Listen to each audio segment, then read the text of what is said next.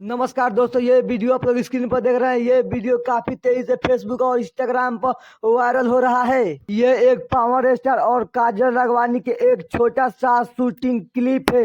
ये जोरों तोरों से फेसबुक और इंस्टाग्राम पर वायरल चला है, काहे कि लोग इसके बहुत ही शेयर कर रहे हैं। और इस वीडियो पर लोग बहुत ही गलत गलत कमेंट कर रहे हैं कि पावर स्टार पवन सिंह काजल राघवानी के बुला के शूटिंग पर बहुत ही गलत काम कर रहे हैं। दोस्तों, आप सबको बता दूं, मैं ये एक शूटिंग के दौरान छोटा सा क्लिप है। ये बहुत ही पुरानी शूटिंग के वीडियो बाकी अभी ही लोग बहुत शेयर कर रहे हैं, तो ये ट्रेंड कर रहा है। दोस्तों, आप सबको बता दूं, ये बहुत ही पुराना क्लिप है।